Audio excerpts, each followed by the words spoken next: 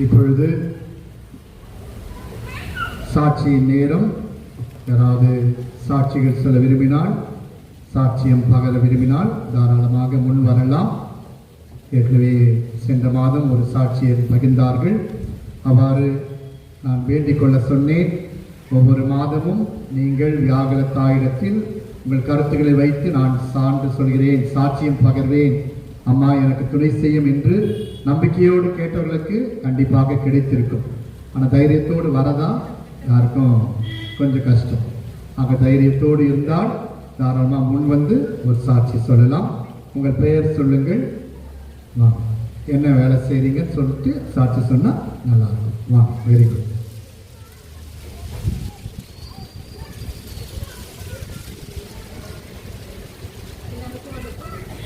என் பேர் ஸ்ரீதேவி.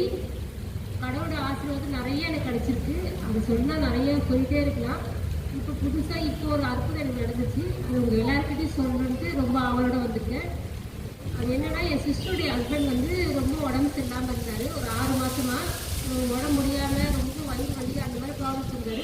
ஹாஸ்பிட்டலுக்கே வரமாட்டேன்னு சொல்லிட்டாரு. எத்தனையோ வாட்டி அவங்க கூப்பிட்டு கெஞ்சிட்டோ வரவே இல்லை. அவங்க டெய்லியும் ஃபோன் பண்ணி என்கிட்ட ரொம்ப வருத்தப்படுவாள்.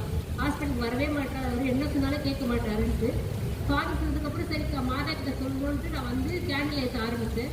4 நாள் கேண்டில் ஏற்றினேன். 4ஆவது நாள் அவருக்கு எனக்கு ஃபோன் பண்ணி, அவர் ரொம்ப எனக்கு முடியாமல் போயிடுச்சு, அவர் ஹாஸ்பிட்டலில் சேர்த்துருக்கேன் அப்படின்னு சொன்னார். அவரே என்னை ஹாஸ்பிட்டலில் கொண்டு போய் சேரி எனக்கு ரொம்ப முடியலன்னு சொன்னார்.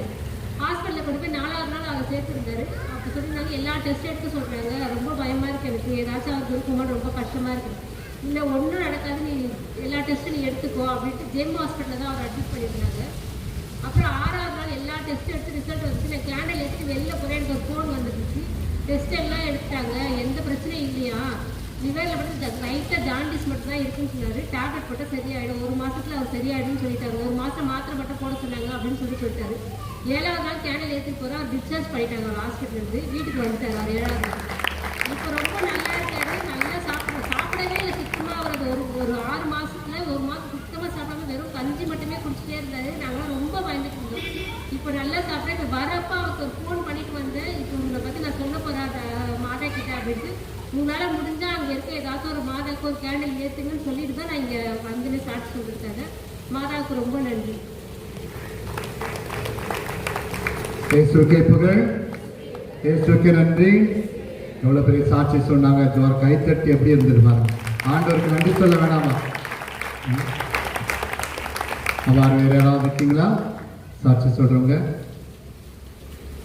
தைரியத்தோடு வரலாம். நிறைய பேருக்கு அப்படியே பயம் உள்ளுக்குள்ள, எங்கே பேச முடியாத. இங்கே வந்தீங்கன்னா ஆண்டவர் பேச வைப்பார். சரிங்களா? ஆண்டவர்களை தானாக பேச வைப்பார். இன்னொருத்தர் வராரு. இந்த மாதம் சொன்ன சாட்சி, இந்த மாதம் என்ன சாட்சி சொல்ல வராது தெரியல. அப்படிதான் சாட்சி சொல்றவங்க தான் சீக்கிரம் வந்துடணும். ஏன்னா அப்புறம் நிறைய இருக்கக்கூடாது. தாங்கிட்டு வரக்கூடாது.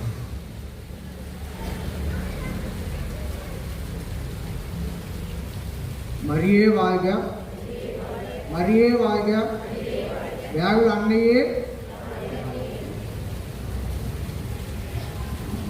என்னுடைய பேர் ஆபிரகாம். போன மாதம் சாட்சி சொன்ன மாதிரி இந்த மாதம் ஒரு நல்ல ஒரு சாட்சி நான் சொல்ல விரும்புகிறேன். என்னுடைய பையனுடைய பெஸ்ட் ஃப்ரெண்டு, அவன் பேர் என்னப்பா? சஞ்சய் கணேஷ். அவன் சபரிமலை மாலை போட்டிருந்தான். மாலை போட்டு கூட அவனுக்கு உடம்பு வந்து நல்லா இல்லை. லோக்கலில் ஒரு ஆஸ்பத்திரியில் சேர்த்துருந்தாங்க. அங்கே நானும் ஃபேமிலியோடு போய் பார்த்து அவங்க ப்ரேயர் பண்ணோம். ப்ரேயர் பண்ணிவிட்டு அதுக்கப்புறம் அவங்க சொன்னாங்க, நீங்கள் வந்து எனக்கு ப்ரேயர் பண்ணுங்கள், கண்டிப்பாக நல்லா ஆகும். மலைக்கு போனதுக்கப்புறம் நான் வந்து சாட்சி சொல்கிறேன்னு சொன்னாங்க. ஆனால் இன்றைக்கி வரேன்னு சொன்னாங்க, ஆனால் வரவே இல்லை. அதனால தான் இவ்வளோ நேரம் தயங்கி நின்றான். ஃபாதர்கிட்ட கேட்டேன் நான், இந்தமாரி நீ வந்து உபவாசம் எடுத்து நீ ப்ரேயர் பண்ணி கண்டிப்பாக நல்லா ஆகுனாங்க. அதேமாரி அவங்க ரொம்ப சீரியஸாகி போய் ஐசியூவில் சேர்த்தாங்க. சேர்த்ததுக்கப்புறம் அவங்களால முடியலன்னு சொன்னோடனே நான் வந்து சரி இந்து தானே வேணாம், அவங்களுக்கு வேண்டாம், அவங்க மாலை போட்டிருக்காங்க, அவங்களுக்கு தெரியாதுன்னு சொல்லி நானும் பண்ணி விட்டேன். அப்புறம் அவங்க எனக்கு ஃபோன் பண்ணி கண்டிப்பாக எனக்கு ப்ரேயர் பண்ணுங்கள், நல்லா ஆகும், நீங்கள் ப்ரேயர் பண்ணுங்கன்னு சொல்லி ஃபாதர்கிட்ட கேட்டதுக்கப்புறம் சொன்னாங்க. 3 நாள் உபவாசம் இருந்து இங்கே ப்ரேயர் பண்ணி மெழுகுவர்த்தி ஏற்றி என்னுடைய நண்பர்லாம் கேட்டாங்க, நீ இல்லை எப்பவும் கோயிலே இருக்க. ஆனால் இப்போ நான் சொல்கிறேன், அந்த கோயிலில் இருந்த காரணம் என்னன்னா, இங்கே இருக்காங்க, நான் என்கிட்ட கேட்டவங்க எல்லாம் இங்கே இருக்காங்க. எதுக்குன்னு கேட்டு நான் ப்ரேயர் பண்ணேன்னா, அந்த பையன் ஐசியூவில் இருந்து 3 நாளாக இருந்து 4ஆம் நாள் நான் இங்கே மெழுகுவர்த்தி ஏற்றி முடியறதுக்காண்டி எனக்கு ஃபோன் வருது, அவன் நல்லா ஆகிட்டான், அவனுக்கு நல்ல ஒரு சுகமாகி வெளியில் டிஸ்சார்ஜ் ஆகி வீட்டுக்கு வந்துட்டான், வரப்போகிறான், நார்மல் வார்டுக்கு வந்துட்டான் அப்படின்னு சொன்னதுக்கப்புறம் தான் நான் இங்கே மெழுகுவர்த்தி ஏற்றத்தை நிறுத்தினேன். ஆனால் இன்றைக்கி இவ்வளோ நேரம் நான் தாமதத்துக்கு காரணமே, சரி அவங்க வந்திருந்தாங்கன்னா அவங்கள கூப்பிட்டு வந்து சாட்சி சொல்லலான்னு பார்த்தேன். ஆனால் அவங்க வரல, அது என்ன காரணம் தெரியல, அவங்க வரல. இதுமாரி நீங்கள் நான் மாதம் சாட்சி சொல்லுவேன். மாதாக்காண்டி நான் என்ன வேணாலும் எந்நேரமாக இருந்தாலும் ப்ரேயர் பண்ணலாம்.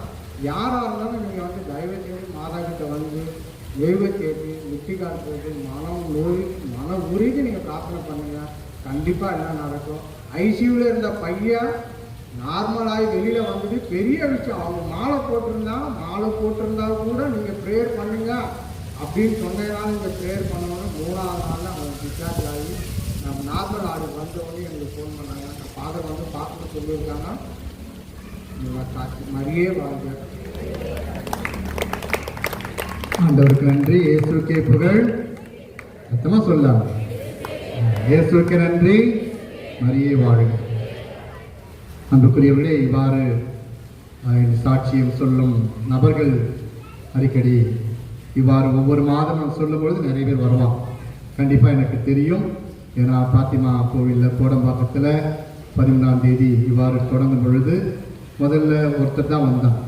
ஆனால் இப்போது நாங்கள் பார்த்தீங்கன்னா ஒரு 20 பேர் கியூ நின்று மாதம் சாட்சி சொல்கிறாங்க. புது நபர்கள் வெளியில் எங்கேயோ வருவாங்க.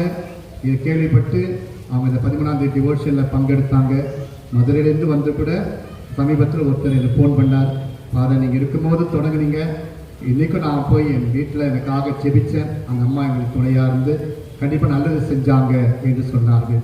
இதெல்லாம் பார்க்கும்பொழுது மிக மகிழ்ச்சி. ஆகவே நம்முடைய வியாகுலத்தாய் சக்தி படைத்தவள். ஏனென்றால் அந்த அன்னை தான் என்ன செய்கிறாங்க, நம்முடைய கஷ்டங்களை நம்முடைய துயரங்களை எல்லாம் தாங்கக்கூடிய சக்தி படைத்தவள் தான் வியாகுல அன்னை. ஆகவே வேறு யாருக்கும் கிடைக்காத பாக்கியம் நமக்கு கிடைச்சிருக்கு. ஆகவேதான் ஃபாதர் என்ன பாடினாரு, ராயபுரம் ராணியே அப்படின்னு பாடினார். அந்த பாட்டை எல்லாரும் சேர்ந்து கத்திப்பீங்கன்னு நினைச்சேன்.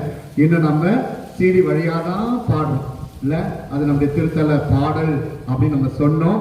ஆகவே இன்னைக்காவது அந்த பாடல் இருந்தால் கொஞ்சம் பாடலாம். அந்த பாடலோடு சேர்ந்து நம்ம கடைசியாக முடியும் போது எல்லோரும் சொல்லி இந்த ராயபுரம் ராணிக்கு என்ன செய்யணும், புகழஞ்சலி செலுத்திட்டு இந்த வியாகுல அன்னை கண்டிப்பாக வல்லமை மிக்க தாய், தொடர்ந்து சக்தி படைப்ப செய்வான். ஆக இந்த நாளில் மரியாயின் சேனரை நான் பாராட்டுகிறேன். ஏனென்றால் நான் பார்க்கிறேன் இந்த சமீப நாட்களில் இந்த நியூ இயர் தொடங்கினதிலிருந்து மரியாயின் சேனை தினந்தோறும் மாலை நேரத்தில் இங்கே வந்து எதிக்கு முன்பாக ஜெபமாலை சொல்றாங்க. வியாகுல அன்னை ஜெபமாலை சொல்லி ஜெபிக்கிறாங்க.